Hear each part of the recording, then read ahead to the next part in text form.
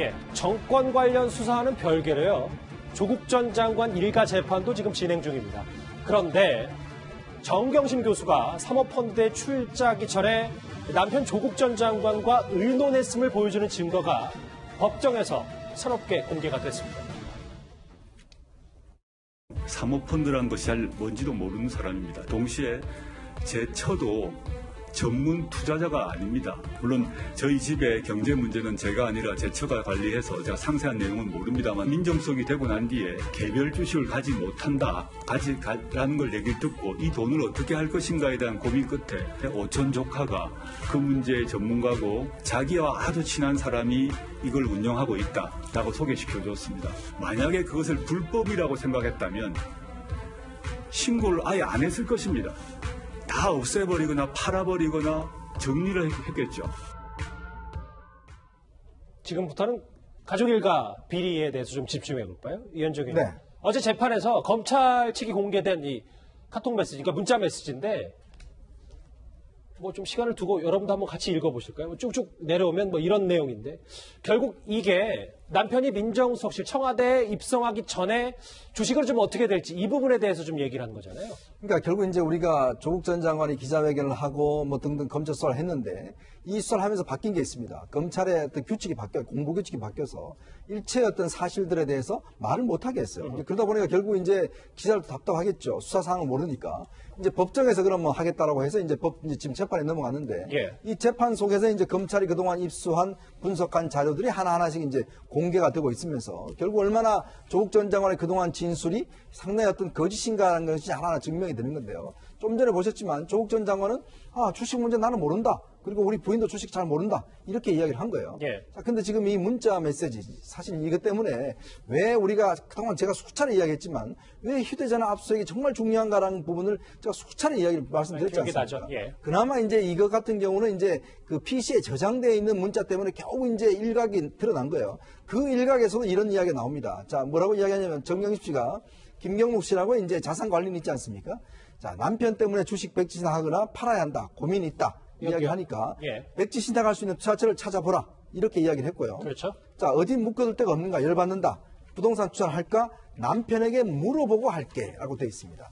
즉, 이러면 뭐냐면 남편한테 이 투자를 할지 말지를 물어봤다는 이야기가 되는 것이거든요. 바로 이 단서들 때문에 검찰이 수사를 하는 게 된 겁니다. 장현철 변호사님. 그러니까 핵심은 남편에게 물어보고 할게 이 말인데 오늘 지금 유재수 감찰부마 건 관련해서 조국 전 장관 측이 입장을 냈는데 그러니까 그럼 사모펀드 조 전 장관 다 안 거 아니야? 뭐 이런 검찰이 어제 재판 중에 주장한 내용에 대해서는 조 전 장관 측이 입장을 밝힌 건 새롭게 없는 거죠. 그러니까 제가 어제도 이 자리에서 말씀드렸었는데 조국 전 장관 측의 해명을 보면 불리한 건 해명을 안 하고요. 유리한 것에 대해서만 해명을 합니다. 예. 국민들이 가장 궁금한 것에 대해서는 해명을 안 하고 있어요. 어제 제가 말씀드린 것들 딸의 입시 의혹과 관련해서 뭐 키스트라던가 이런 데 출입증 가지고 우르르 들어갔다던가 제대로 인터넷다는 건 다 허위인 게 이미 다 밝혀졌잖아요. 법적인 판단 여부와 무관하게. 근데 그 부분에 대해서는 이런 방구 언급이 없고 마찬가지로 국민이 가장 궁금한 거 유재수 전 부시장 감찰 무마 의혹도 있지만 어제 재판 과정에서 드러난 부분 이 부부 사이에 문자가 공개돼서 개인적으로는 좀 괴롭겠습니다만 예.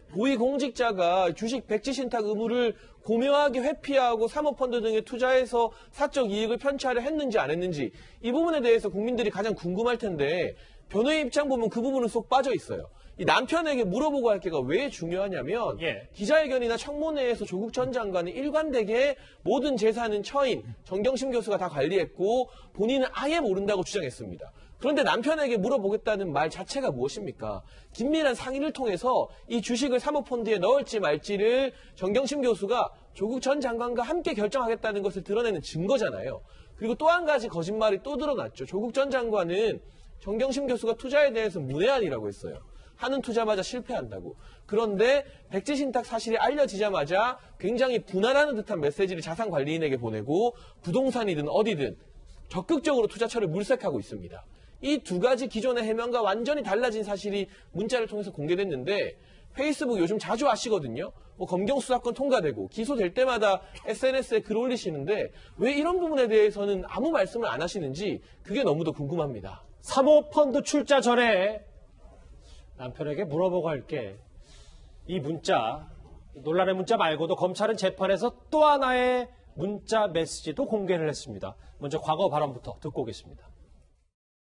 제 처는 독립적으로 이제 그 경제 생활을 하고 있고요. 그런데 그렇게 보통 간이 큰 게 아니네요. 후보자가 민정수석이 된 직후에 투자약정을 했다고요. 재산이 많은 처라 하더라도 남편이 고위공직자가 됐는데 이런 생소한 사모펀드에 막 투자합니까? 그렇게? 저는 물론이고 제 처도 지금 매우 후회 막심한 상태입니다. 배우자가 주식 전문가가 아닙니다. 주식 고수도 아닙니다. 자기가 개별 투자한 것은 다 손해를 엄청 본 사람입니다. 이 문자는 제가 직접 읽어보겠습니다. 이게 정경심 교수가 오촌 조카 도움을 받아서 세금 포탈을 했다는 정황을 검찰이 주장한 건데, 종합소득세 2,200만 원 나와서 세무사가 확인 중이다. 폭망이다. 거액이네. 융자 받아야 될 정도. 눈물 표시. 이렇게 조심 부장 상당히 적나라하게 구체적으로 이 세금 포탈 부분이 이렇게 문자 메시지 통해서 어제 재판 과정에서 공개가 좀 됐더라고요. 네. 이 문자를 서로 주고받은 시점이 2018년 5월입니다. 예. 그러니까 조국 전 장관이 대통령 민정수석으로 재임하던 때죠. 예. 그리고 정경심 교수 같은 경우에는 이 조국 전 장관의 오촌 조카인 조범동 씨가 이 컨설팅 계약을 조범동 씨하고 맺죠. 그렇죠. 그런데 이거는 명목상의 그냥 계약서였어요. 그러니까 가짜 계약서. 그러니까 일을 하지 않고 5천만 원의 수익을 거둔 겁니다. 그것과 관련해서 종합소득세가 이렇게 무거워진 거예요. 여기에 대해서 부인이 종합소득세 2,200만 원 나와서 세무사가 확인 중이야. 폭망이야. 세무사가 확인 중이다. 이 얘기는 어떻게 해서든 절세를 해보고자 하는 시도가 있었다는 거죠. 줄여보기 그런 게 위해서. 밑바닥에 깔려있단 말씀이죠. 그렇습니다. 그리고 여기에 대해서 남편인 조국 전 장관이 거액이네.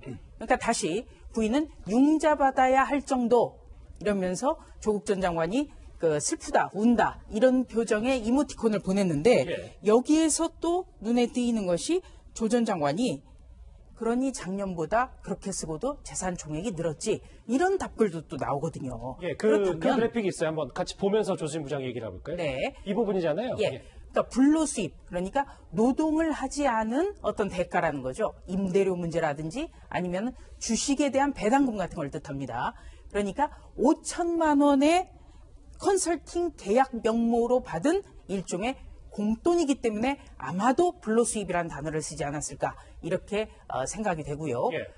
이런 단어를 쓰니까 그러니 작년보다 재산 총액이 늘었지 그렇게 쓰고도 그렇다면 전부 종합을 하면 조국 전 장관은 5천만 원의 계약 사실도 알고 있었을 것이고 그리고 이 부분에 대해서 종합소득세를 줄여보기 위해서 세무사와 정경심 교수가 논의한 것 이런 상황도 알고 있었을 겁니다. 그러니까 전반적인 사항을 조 전 장관도 다 다 긴밀하게 파악하고 있었다. 알고 있었다는 거죠. 그리고 재산 총액이 늘었다는 것도 알고 있어요.